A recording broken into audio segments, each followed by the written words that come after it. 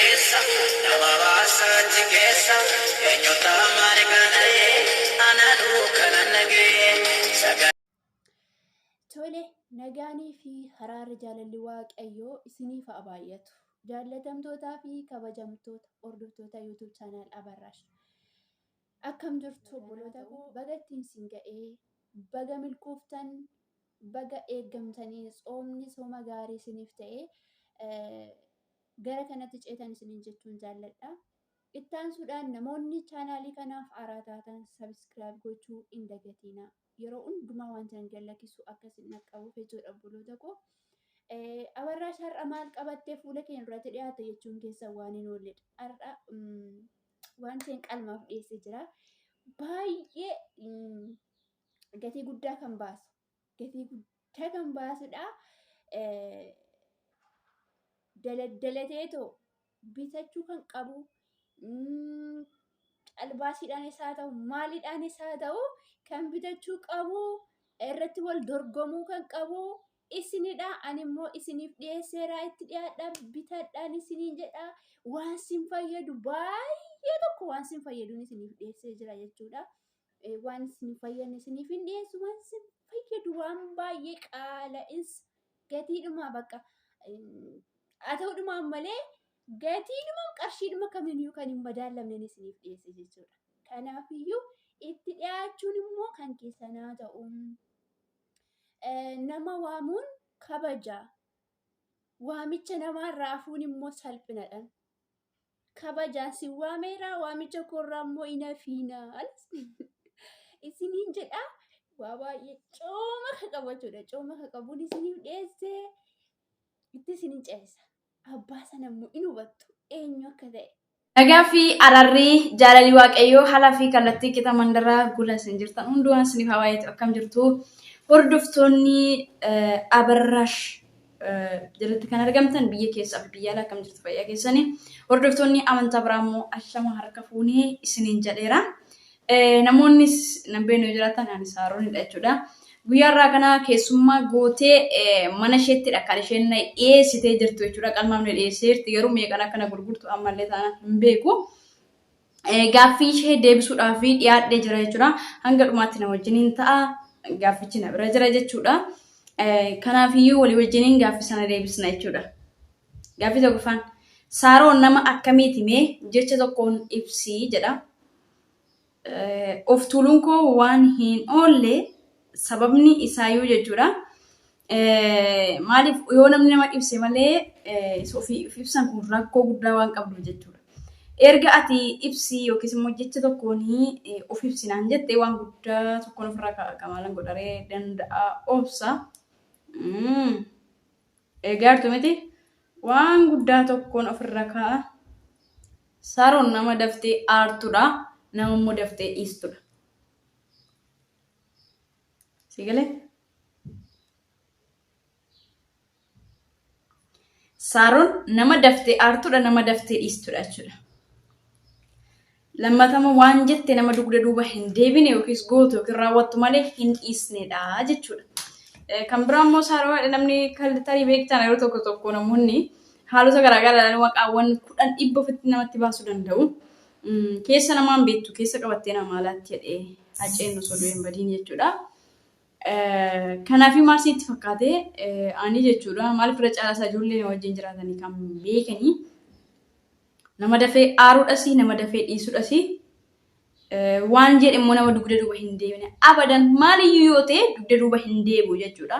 Kana yoon jedhe gahaadha natti fakkaata jechuudha. Kan biraa immoo hin beeku namni hamaadha gaarii jechuu danda'a garuu ani akkasittiin of beeka jireenya kiyyaas jechuudha. Yookiis immoo nama of ta'ee waan ofii koo of ajajee nama raawwatudha jechuudha. Saaroon eessatti dhalattee guddatteedha. Ani Wallagga Bahaa Aanaa Sibuu Siree keessattiin dhaladhee guddadhe jechuudha. Iddootti dhaladhee guddadhe immoo yoo isinitti hime booriftaan qoratanii bira geessu gabaabattiyyuu godina Wallagga Bahaa Aanaa Sibuu Siree magaalaa osoo hin taane baadiyyaattidha kanan dhaladhee guddadhee dhalattuu baadiyyaati jechuudha. Akkasidha gaaffii lammaffaani. Gaaffii sadaffaan akkasidha. Yeroo ijoollummaa keetii bishaan waraabuuf yeroo gara burqaa deemtu jechoonni harmootni siin jedhanii turanii maal affaa ture ni yaadattaa jedha. hin beeku garuu yeroo baay'ee jechuudha afaan harmee kiyya keessaa kan hin baane maal sitti fakkaate yoo nu ergachuus ta'e fakkeenyaaf yoo waa tokkotti ariifannee deemu ka'e beenuu dhaqiitii fiiginaa fidii waaqayyo si eebbisaa an dhaquu qorra deemi jettee eebbaanidha kan isheen nu gaggeessitu jechuudha. Dhugaama jirtudha.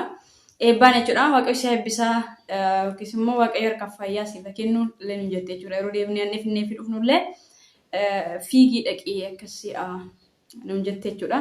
Kanaafiyyuu harmoonni kan biraan kan na ergatan jiru. Akkuma kootee akkuma kana badaangas marakkoo kun fideera natti fakkaatu. Fiduu fideera garuu baay'ina jechoota ishee yaadadhu. Kan harmee koo garuu kan ofii gochuudha. Mana barnootaatti illee daqiiqaa muraasa tafe yoo ta'e fiiginaa fidii waaqayyo si eebbisan jette jechuudha. Kanaafiyyuu erga fideef immoo na eebbisteellee na gaggeessiti jechuudha. Harmeen kiyya kanadha. Kanaaf waaqayyo si haa eebbisu. Waaqayyo si eebbisa deemi fiigii dhaqiitii naa fidii jette jechuudha harmeen. Gaaffiin isheen itti aanu akkas jedha jechuudha. Beektota Itoophiyaa keessaa guyyaa tokkoof ta'e osoo siin jedhanii eenyuun ta'uu barbaaddaadha? Hayyoota malee beektota qabdi Itoophiyaan garuu hin beeku. Yoo hayyoota naan jette garuu hayyoota keessaa eenyuun ta'uu barbaadda yoo jette gootota yoo jettes tokkuma hayyoota yoo naan jettes tokkumadha. Eenyuun ta'uu barbaadda yoo naan jette yookiis immoo guyyaa tokko fette garuu hunda isaaniiyyuu hayyoota nan jaalladhallee goototallee akkuma kana nan kabajallee garuu erga naan jette nama tokko filadhu naan jette tokko filachuun immoo dirqama kiyya waan ta'eef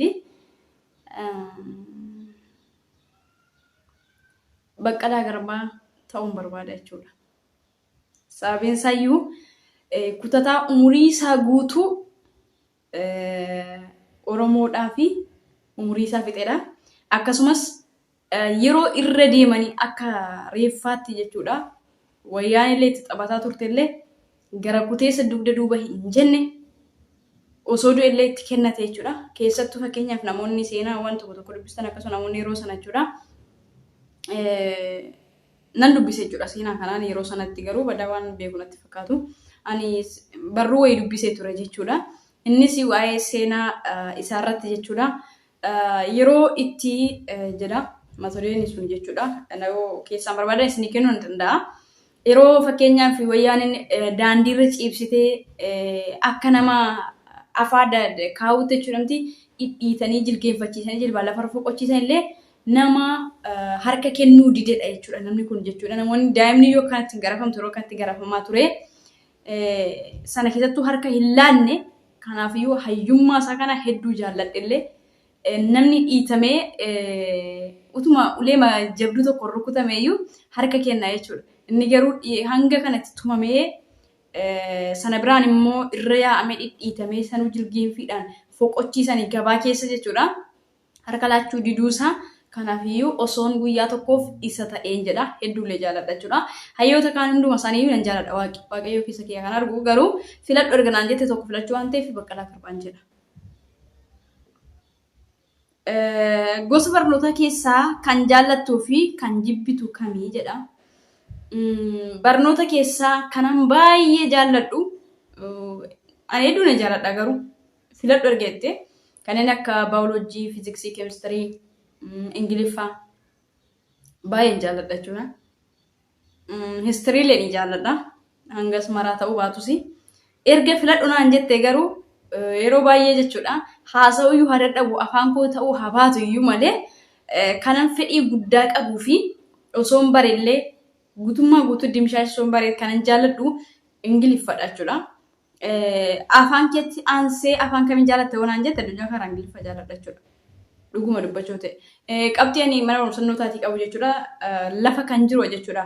Korrojee yookiis immoo sobee darbuu osoo hin taane olaanaa kan jiru gaafa hundumaayyuu Ingiliffa jechuudha. Kanaafuu barnootaan baay'ee jaalladhu Ingiliffa. Barnoota garuu hin jibbu. Saabjektii kamiyyuu yookiis immoo gosa barnootaa kamiyyuu hin jibbu. Garuu kanan jibbee qaba jechuudha. Tokko kanan jibbee sababa innis immoo sababa namaati jechuudha. Sababa namaa jibbee kee maal ta'e sitti fakkaate qabxiin kiyya baay'ee gadi bu'e jechuudha. Baay'ee gadi bu'ee fudhachuu nan saalfadhe jechuudha. Gaafa simisteera dhumaa ilaaluun sodaadhe.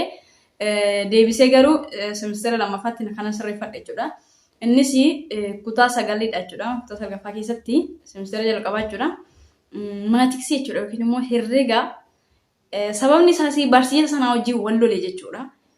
Barsiisaan sun dura elementarii ture. Akkuma chaansii haaskuulitti gaafa darbu immoo nafaan ol darbee san immoo dhufee daayirikteera ta'e. Daayirikteera barnootaa sana ta'e jechuudha. Namoonni si busureetti baratanii geetuu jechuudha. Barsiisaa geetuudha. Sanaa booddee barsiisa sana wajjin wal lolee xiiqii wal qabne jechuudha. Xiiqii wal qabne ani waan isa miidhu natti fakkaate yeroo inni barsiisu illee jechuudha naggeeffadhu jechuudha. Yookiin rabbashaa yookiin waan biraan barreessa. Yookiin immoo waan biraan gorogora taa'ee jechuudha. Sana booddee qormaata isaallee jechuudha. Kan inni guyyaan hin qoramu jedhee fazim jedhee dabarsiisu jira jechuudha. Sababa barsiisa sana wajjin wal lolle jechuudha. Sana booddee gaafa simisteerri ga'u qabxii kiyya kanuma qorame jechuudha. Irraas hin hir'isne ittis hin daballe isuma fidee gaafa naa kaa'u baay'ee tokkoon saalfadhe jechuudha. Saabjektii hundumaa keessa sanuu ingiliffa jechuudha. Kanan duraan jaalladhu baay'ee gaafa akkas ta'u baay'ee tokko rifadhe. Simisteera lammaffaatti garuu ilaalcha sana of keessaan baase jechuudha. Ilaalcha barsiisa sanaaf qabu of keessaan baase. Dabalatee immoo barnoota irratti akkam akka leezii fi akkasumas immoo na harkaa daandii gadhiisaa. Sana booddee simisteera sanatti waanuma maatiksiin jedhu iyyuu wallaaluun dhufe jechuudha. Sana booddee ilaalcha sana of keessaa baase simisteera lammaffaatti immoo fooyyeffachuu danda'ee jira jechuudha. Kanaafiyyuu yeroo sanatti kamiin jibbite waqtii yeroo sanatti dhuguma'ee maatiksii jibbee ture garuu barnoota kamiyyuu hin jibbu jechuudha. Amma bartoota tokko ijoolleen amaariif manaan jedhu ani sanallee ni jaalladha. Sababii isa baruuf hin tattaaffadha waan ta'eef jechuudha. Naa galuu baatuyyuu dhaga'uun hin jaalladha jechuudha. Kana fakkaataa gaafiif deebiin kee hanga ammaatti yookiis immoo hanga yoonaatti dhumarratti ergaa dabarfachuu barbaadu jedha. Ergaan dabarfachuu barbaadu hunduma keessaniin baga ayyaana du'a ka'uu gooftaa keenya Yesuus Kiristoos yaadannoo isaaniitiin ga'ee jechuun barbaada. Kiristaanota addunyaa marratti argaman jechuudha.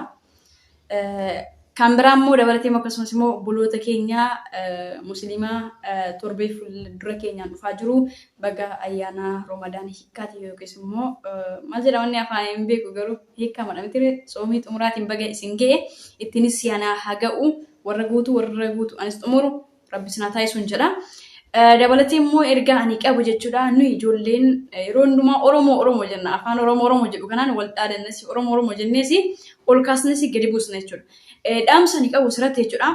Erga afaan tokko dubbanna ta'ee, erga biyya tokko walitti qabna ta'ee, erga Oromoo walitti qabna ta'eeti, erga Oromummaatti walitti waamna ta'eeti, wal jabeessuu, wal guddisuu, viidiyooliif daawwachuu yeroo hundumaa immoo hin dubbanna. Yeroo hundumaa hin dubbanna jechuudha. Garuu namni anitu nan dubbadha malee hangam viidiyoo namaan daawwadha jennee immoo ishemti ilaalcha keessa of galchu. Maaliif amma yoo ilaallu jechuudha sooshaal miidiyaa irrattis ta'ee yuutuubii irratti kallattii garaagaraati barsiisota kumaatama hedduutu kan gorsanis kan barsiisanis kan namatti himas kumaatama kan himu malee kan fudhatu hin jiru.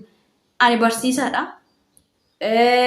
Namni biraan barsiistuudha, namni biraas barsiisaadha, namni biraas barsiistuudha. Hundumtuu akkas ta'e dhumeera. Garuu naannoo hojiirratti kun jiru jechuudha. Hunda keessatti viidiyoolee walii daawwannee wal guddisuu, sheer walii gochuu, biyyootatti walii dabarsuun aadaa bartee keenya haa godhanu waliif haa guddisu. Yoo viidiyoo nama daawwachiisu hin tolle immoo yoo barbaadde banii lafa kaa'i, yoo barbaadde mana isaa hin naqin jechuudha. Maaliif yeroo baay'ee beektaa daqiiqa 2-3 yookiis tuqaniitu koomentii barreessanii ba'u jechuudha. Maaliif ree hin beekamu mooti fakkeenyaaf jechuudha. Viidiyoo sana gattuqee namni yuutuubii keessatti ilaalee salphaatti hanga namni namootni sekendii 20 illee ilaalle jiru jechuudha. Sekendii 20 ilaalle jiru jechuudha. Koomentii barreessu garuu jechuudha. Innaa tunillee nurraa dhaabbatee wal jabeessinee wal tumsinee galmaan wal ga'uun aadaa fi bartee keenya haa godhannu ijoollee lafaa wal dhufan immoo jabeessuu qabnu. Atillee abarraash mana keetti keessummaa gootee na dhiyeessuu keedhaaf guddaa galatoomin seen jedha. Keessummaawwan isheen asirratti dhiyeessartu hundumti keessan hin beektu irraa baradhaa irraa hubadhaa. Akkasuma koomentii babbareedaa waliif kaa'aa jechuudha. Yaada babal'isa lafaa kaa'aa. Maaliif baay'ee bareedaadha namatti tola qophiin kee gaafi deebiin kee jettanii koomentiin barreessinaa. Sababni isaa maal isitti fakkaatee isinii viidiyoo sana hin dhaggeeffanne. Viidiyoo sana hin dhaggeeffanne jechuudha. Sababni ani viidiyoo sana dhaggeeffanne isin jedhee fi osoo ta'e koomeen achi keessa jira waan ta'eef rakkinni achi keessa viidiyoo keessa jira. Viidiyoon immoo jedhe kana keessa rakkoon ni jira. Asis qabdu jechuudha. Waa'ee raawwatte tokko barreessii lafa kaa'i. Bareedaadha jabaadhuun jedhiin. Innaa kana isin jechuu barbaada. Viidiyoo nama tokko dhaggeeffadhaatii waa'ee raawwattan lafa kaa'aa. Yoo nu hubanne ta'e immoo akkasitti sheer godhaa biraa waa isa wayyaa'uuti jechuudha. Kana isin jechuu barbaada. Galatoomaa. Shaaloo. Hayyee egaa akka sirriitti irratti caalattanii ishakku maaliif wantichi wanta gati qabeessa waan ta'eef waan gati jabeessa waan ta'eef gatiidhaan hin madaalamu waan ta'eef jechuudha. Innaa kanadha yaada obboleettii keenyaa Saaroon akkuma dhaggeeffattanidha. Guddaa isaa galatoomi Saaroon jaallatamtuu fi kabajamtuu baay'ee naman jaalladhuuf naman kabaju. Naman fakkeenya guddaa waa baay'ee waa guddaa jala baradheedha. Kanaafiyyuu Waaqayyo isaa eebbisu jechuun jaalladha. Waamicha koo kabajjee mana koo keessatti argamtee gaaffinan si dhiyeesseef deebinaa laachuu keetiif guddisee si galateeffadha. Galatoomi siin jedha. Egaa gaaffii fi deebiin keenya kana fakkaata. Harmootiin keenya yeroo nuti laga buune yookiin burqaa buunee bishaan waraabuu yeroo nu erganii dhuguma akka Saaroon jettee gosh guddadhu nuun jedhu gosh guddadhu Waaqayyo si haa eebbisu gosh kaadhuu dhaqeeti waan akkasii kana nuu fidi jedhanii nu eebbisanii nu jajjabeessanii nu erguu akka shawaatti jechuudha. Akka shawaatti akkasidha gaafa nu erganii gaafa nuti dhaqnee immoo ijoolleen hin beektu. Taphatu ishee mo'ataa kan ergamte sanaaf yeroo tokko inni irraanfatti ijoollee argitee laga turuu ni dandeessi warafaan baay'atee laga turuu hin danda'u jechuudha. Innaa yoo nuti laga buunee laga sana turre maalluun jedhu raacha meeqa heerumsiiste nuun jedhu. Yoo nuti laga buunee burqaa madda waraabuu deemne too achi turre. Nu eeganii isaanii bishaan barbaadanii nu ergatan mitiire nu eeganii gaafa dadhaba yoo nuti laga turre maalluun jedhu raacha meeqa heerumsiiste nuun jedhu. Harmootiin keenya akkana jedhu gaafa nu erganii gosh jedhanii aamilee keenya jajjabeessanii guddadhu nuun jedhanii bareedduu keenya kaadhu nuun jedhanii nu ergatu. Akkuma Saaroon ibsite dhugaadha eebbisanii nu ergatu. Gaafa nuti jalaa turre immoo raacha meeqa heerumsiiste nuun jedhu. Kanadha. Dhuguma yoo nuti dafnee deebineef immoo gosh jedhanii qabanii nu dhungataniitu isiniin jedha. Waan akkasiitii guddaa galatoomaa waa'ee akkasii kana gaafa kaafnu gara ijoollummaatti nu deebisa. Tiree ijoollee. Naa kanadha guddaa isaa galatoomaa turtii gaarii isiniif haa ta'u. Obboleettii koo Saarooniyye baay'ee si jaalladha baay'ee si kabajaa. Waaqayyo baraaf jireenya kee haa eebbisu jabaadhu cimtuu mucaa dhugaa fakkeenya guddaa waa baay'ee si jalaa hubadheera. Waa baay'ee ijoollee baay'ee fakkeenya warra ta'an ni jiru. Jabaadha itti fufaan isiniin jechuu jaalladha obboloota kan kiyyaa turtii gaarii isiniif haa ta'u.